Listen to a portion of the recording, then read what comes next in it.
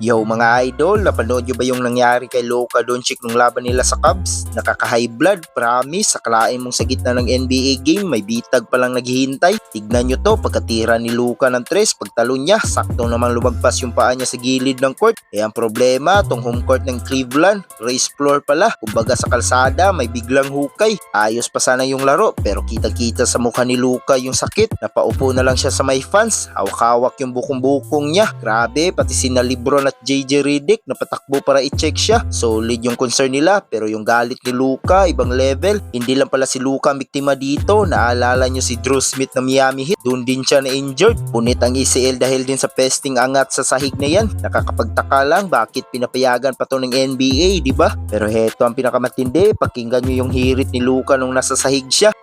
May Discord, goddammit, ramdam mo yung gigil niya, di ba? Sino ba namang hindi magmumura kung yung court mismo ang papatid sa karir mo?